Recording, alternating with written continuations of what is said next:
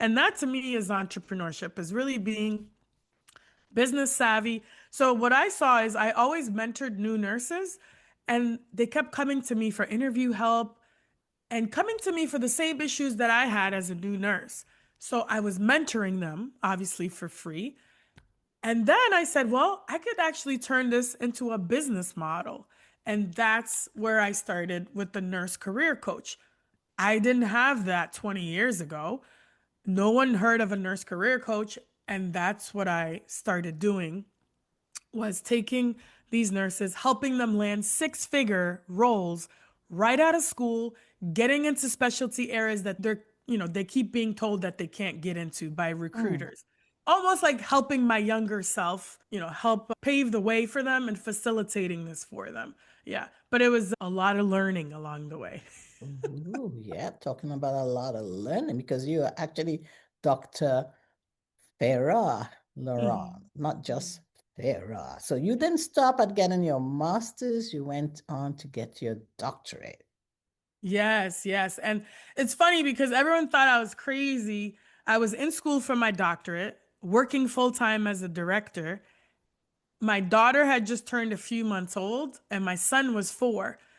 And as I was seeing these challenges in the workplace, I thought, wow, I got all these degrees, I got all these certifications, I'm doing the right things, but there's no job security, right? As you climb up the ladder. So that's when I said, I don't want to have to depend on one employer anymore and let it like be uncertain. So let me build something of my own. So I started creating content to help these new nurses. I started building my brand, right? My personal brand.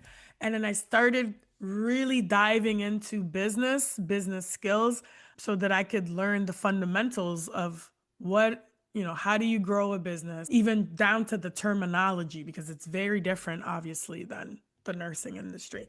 And that's when I was Hmm.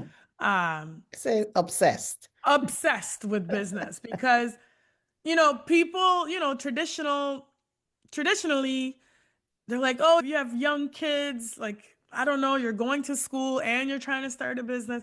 But as you know, right, when you have kids, I feel like you have a different drive that really kicks in.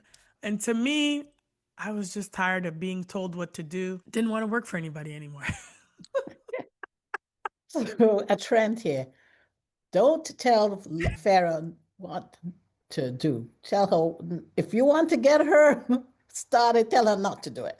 And she'll show you that she can. Yes, yes, I think that's a big drive. And I find a lot of critical care nurses, like ICU nurses and emergency nurses, all nurses, but for some reason, those two type of nurses, because we're very adaptable, we deal with life or death, so we're really Yes. comfortable under pressure. So I think these types of nurses do really well in business because we're so adaptable.